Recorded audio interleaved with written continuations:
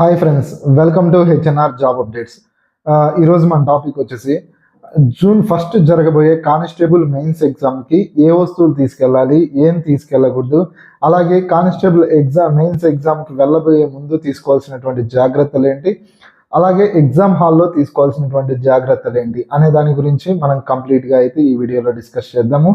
అలాగే ఎవరైనా first time మన ఛానల్ని చూస్తున్నట్లయితే మన ఛానల్ని సబ్స్క్రైబ్ చేయండి, సపోర్ట్ చేయండి. వీడియో లైక్ చేయడం ద్వారా ఇన్ఫర్మేషన్ అనేది వీలైనంత ఎక్కువ మందికి అయితే షేర్ అవుతుంది అనమాట.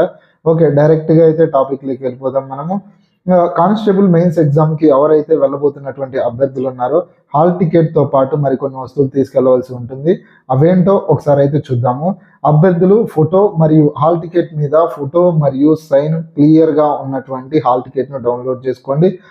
సో ఫోటో మరియు సైన్ క్లియర్గా ఉన్నటువంటి హాల్ టికెట్ను మాత్రమే మీరైతే తీసుకొని వెళ్ళండి. అక్కడ మీకు ఇన్స్ట్రక్షన్స్లో క్లియర్గా మెన్షన్ చేయడం జరిగింది. లేజర్ ప్రింటర్ ద్వారా తీసుకున్నటువంటి హాల్ టికెట్స్ మాత్రమే అలో చేస్తామని చెప్పేసి అక్కడ మీకైతే చెప్పడం జరిగింది. సో ఎవరైనా అభ్యర్థులు ఇంకా కూడా అంటే కొంతమంది ఫోటో మరియు సైన్ సరిగా లేనటువంటి హాల్ టికెట్స్ని క్యారీ చేస్తుంటారు కదా, అలాంటి అభ్యర్థులు మరొకసారి మీ హాల్ టికెట్స్ని అయితే చెక్ చేసుకోండి. ఇది మనకు వచ్చేసి ఫస్ట్ పాయింట్ అనమాట. హాల్ టికెట్ అనేది లేజర్ ప్రింటర్ ద్వారా తీసుకున్నటువంటి హాల్ టికెట్స్ అయి ఉండాలి. అందులో క్లియర్గా మీ ఫోటో మరియు సైన్ అయితే అయి ఉండాలి, సైన్ క్లియర్గా ఉండాలి. అది మనకు ఫస్ట్ పాయింట్. అలాగే హాల్ టికెట్స్తో పాటు ఒక ఒరిజినల్ ఐడి ప్రూఫ్ని అయితే క్యారీ చేయండి అనమాట. ఏది డూప్లికేట్ అయితే క్యారీ చేయొద్దండి దయచేసి. సో ఏదైనా కానీ మీ దగ్గర ఉన్నటువంటి ఆధార్ కార్డు కానీ, ఏదైనా ఓటర్ కార్డు కానీ, పాన్ కార్డు కానీ, ఎనీ ఒరిజినల్ ఐడి ప్రూఫ్ అయితే మీరైతే క్యారీ చేయమని చెప్పేసి అక్కడే క్లియర్గా మనకైతే మెన్షన్ చేయడం జరిగింది. సో పలానా అనేం అవసరం లేదు. ఏదైనా గవర్నమెంట్ గుర్తింపు పొందినటువంటి ఏదైనా ఒరిజినల్ ఐడి మీ దగ్గర ఉన్నట్లయితే అది మీరు ఎగ్జామ్ సెంటర్కి క్యారీ చేయండి. సో ఈ రెండు మెయిన్ ఇంపార్టెంట్ అనమాట. ఏది హాల్ టికెట్ వచ్చేసి లేజర్ ప్రింటర్ అంటే ఫోటో మరియు సైన్ క్లియర్గా ఉన్నటువంటి హాల్ టికెట్ మరియు ఏదైతే ఉందో ఒరిజినల్ ఐడి, ఈ రెండు అయితే మనకు మస్ట్ అండ్ షుడ్ బి కావాలి. సో ఎవరైతే అభ్యర్థులు మెయిన్స్కి సంబంధించి రాస్తున్నటువంటి అభ్యర్థులు ఉన్నారో ball point blue or black pen మాత్రమే క్యారీ చేయండి. ఇంకోటి, కొంతమంది జెల్ పెన్స్ యూజ్ చేస్తుంటారు. ఆ జెల్ పెన్ యూజ్ చేయడం వల్ల మీరు ఏదైతే బబుల్ చేస్తారు కదా అభ్యర్థులు, ఆ బబ్లింగ్ అనేది కొంచెం స్ప్రెడ్ అవుతుంది అనమాట ఇంకో జెల్ పెన్ యూజ్ చేసినట్లయితే. సో దానివల్ల మీ ఓఎంఆర్ అనేది నాట్ వ్యాలిడ్గా పరిగణించబడుతుంది. సో అది కూడా అభ్యర్థులు అయితే గుర్తుపెట్టుకోవాల్సి ఉంటుంది అనమాట. అలాగే మరి ఎగ్జామ్ సెంటర్కి ఏమి తీసుకెళ్ళాలి అనేది అయితే ఇక్కడ మనం డిస్కషన్ చేసుకున్నాం. మరి ఎగ్జామ్ సెంటర్కి ఏ వస్తువులు తీసుకెళ్ళకూడదు అనే దాని గురించి కూడా అయితే చూద్దాము. ముఖ్యంగా ఏవైతే డిజిటల్ వాచెస్, అలాగే కొంతమంది రీసెంట్గా చూస్తున్నాం కదా డిజిటల్ పెన్స్, ఇలాంటివి ఏవైనా మీ దగ్గర డిజిటల్ సంబంధించినటువంటి ఏ ఎలక్ట్రికల్ ఎక్విప్మెంట్స్ ఏమున్నా కానీ వాటిని అయితే అలౌ చేయరు. సో డిజిటల్ ఎలక్ట్రికల్ ఎక్విప్మెంట్స్ ఏవి కూడా ఎగ్జామ్కి అయితే అలౌ చేయరు. ఈ విషయాన్ని అయితే అభ్యర్థులు అయితే గుర్తుపెట్టుకోవాల్సి ఉంటుంది అనమాట. ఇది ఎగ్జామ్కు తీసుకెళ్లాల్సినటువంటి వస్తువుల గురించి, అలాగే ఏవైతే తీసుకెళ్ళకూడదో వాటి గురించి అయితే చెప్పాము. అలాగే ఎగ్జామ్కి వచ్చేసి 1 minute లేట్ అయినా కూడా మిమ్మల్ని అయితే తీసుకోరు. అది క్లియర్గా కూడా మనకి ఇన్స్ట్రక్షన్స్లో మెన్షన్ చేశారు. 1 నిమిషం లేట్ అయినా కానీ ఎగ్జామ్కి అయితే అలో చేయమని చెప్పేసి చెప్పడం జరిగింది. సో ఇన్ని సంవత్సరాలు మీరు ప్రిపేర్ అయ్యారు కాబట్టి లాస్ట్ నిమిషంలో అయితే మీరు టయాన్ని వేస్ట్ చేసుకొని లేట్గా అయితే వెళ్ళొద్దు అనమాట. ఒక 1 hour ముందుగానే అయితే మీరు ఎగ్జామ్ సెంటర్కి వెళ్ళండి.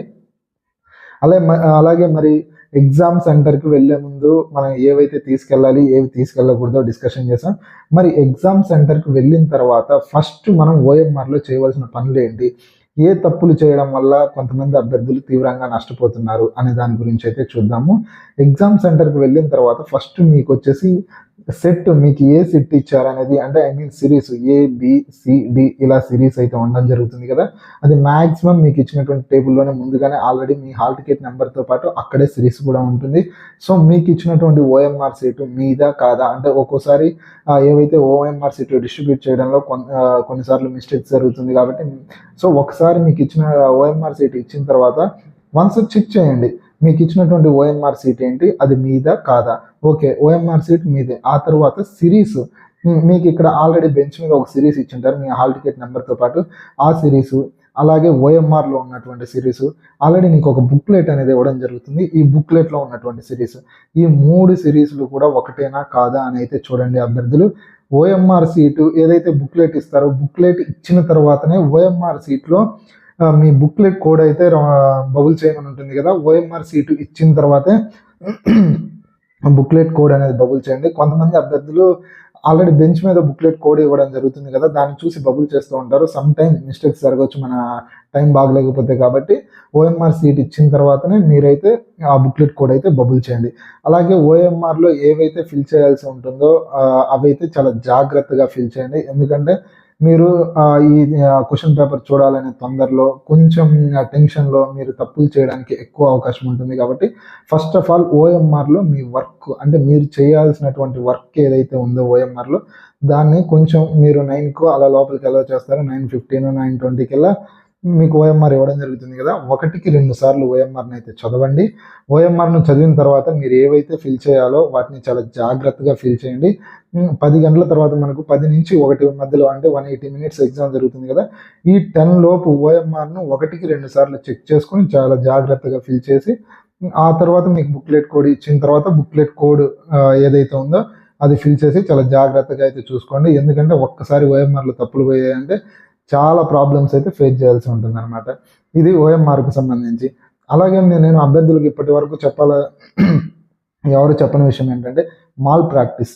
మాల్ ప్రాక్టీస్ అంటే ఏం లేదు, పక్కన నీ పక్కన అబ్బాయో, నీ ఎదురు అతనో ఎవరో నీకు తెలియని పర్సన్ అదేంటి ఇదేంటి అని మనకు మామూలుగా నార్మల్గా ఇంటర్, డిగ్రీ ఎగ్జామ్స్లో అడుగుతుంటారు కదా చూపించమని. అలా ఇక్కడ కూడా సమ్ టైమ్స్ మీ దరిద్రం బాగాలేనప్పుడు వెనకోడు ముందోడు పిలిచి దీనికి ఆన్సర్ ఏంటి అని చెప్పేసి అడగడం జరుగుతుంటుంది. అంటే అందులో మీ ప్రమేయం లేనప్పటికీ కరెక్ట్గా అదే టైంలో ఎవరైనా స్క్వాడ్ ఇచ్చినా కానీ, లేదా అక్కడ ఉన్నటువంటి ఇన్విజిలేటర్ కానీ దానికి అబ్జెక్ట్ చేస్తే మాత్రం మీరైతే చాలా ఇబ్బంది పడతారు. మీ మీద కేసు కట్టడమే కాదు, మీరు జీవితంలో ఇంక ఏ గవర్నమెంట్ జాబ్ కూడా రాయడానికి ఎలిజిబిలిటీ లేకుండా అయితే మీకు చేస్తారనమాట. సో మాల్ ప్రాక్టీస్ పట్ల జాగ్రత్తగా ఉండండి. దానికి ఒక ఎగ్జాంపుల్ కూడా చెప్తాను. 2012 నోటిఫికేషన్లో మాల్ ప్రాక్టీస్ వల్ల అంటే ఒక అతని తప్పేం లేదనమాట. సో బట్ ఈ మాల్ ప్రాక్టీస్ వల్ల అతను ఎగ్జామ్ అయిపోయిన తర్వాత సెలెక్ట్ అయ్యాడు పర్సన్, కానీ ఆల్రెడీ మాల్ ప్రాక్టీస్ కేసు ఉంది కదా, దీనివల్ల ఆ అభ్యర్థిని పక్కన పెట్టడం జరిగిందనమాట. అతను సుమారుగా 13 సంవత్సరాలు కోర్టులో ఫైట్ చేసిన తర్వాత 13 సంవత్సరాల తర్వాత అతనికైతే మళ్ళీ పోస్టింగ్ ఇవ్వడం జరిగింది. సో ఒక్కసారి ఆ ఎగ్జామ్లో జరిగినటువంటి ఆ 1 మినిట్ మిస్టేక్ వల్ల అతని జాబ్ పొందడానికి మరలా కోర్టుకి వెళ్ళి ఫైట్ చేసి జాబ్ పొందడానికి 13 సంవత్సరాలు వెయిట్ చేయవలసి వచ్చిందనమాట. సో ఈ మాల్ ప్రాక్టీస్ అనే విషయాన్ని అభ్యర్థులు బాగా గుర్తుపెట్టుకొని ఎగ్జామ్లో నీకు ఎంత వచ్చో అదే రాయి, పక్కన వాళ్ళను ఎదురు వాళ్ళను అంటే వాళ్ళకి ఏదో వచ్చు అనే ఫీల్ అవ్వద్దు. నీకు తెలిసిన అభ్యర్థి అయినప్పటికీ చాలా జాగ్రత్తగా ఉండండి. ఎవరైనా ఎగ్జామ్ హాల్లో నేను ఈ పేపర్కి సంబంధించి ఏమైనా డౌట్స్, క్వశ్చన్స్ అడిగినా కానీ మీరైతే పొరపాటున తలెత్తి కూడా చూడొద్దు. ఎందుకంటే మీకు వచ్చే మార్క్స్ మీకు వస్తే, ఇది కాంపిటేటివ్ ఫీల్డ్ కాబట్టి అతనే రేపు పొద్దున్న నీకు పోటీ అవ్వచ్చు. ఇన్ కేసు నాది పక్క జిల్లా, నీకేం పోటీ అవ్వను, సో మన ఇద్దరం చెప్పుకుందామని కొంతమంది అభ్యర్థులు ముందుగానే మాట్లాడుకుంటుంటారు. బట్ బీ కేర్ఫుల్, ఇలాంటివి మాత్రం మీకు మీ జీవితాల మీద ఎఫెక్ట్ చూపిస్తుంది. ఇది మరి ఎవరైతే కానిస్టేబుల్ మెయిన్స్ ఎగ్జామ్ రాయడానికి సిద్ధమవుతున్నటువంటి అభ్యర్థులు ఉన్నారో వాళ్ళందరికీ కూడా మన యూట్యూబ్ ఛానల్ తరపు నుంచి ఆల్ ది బెస్ట్.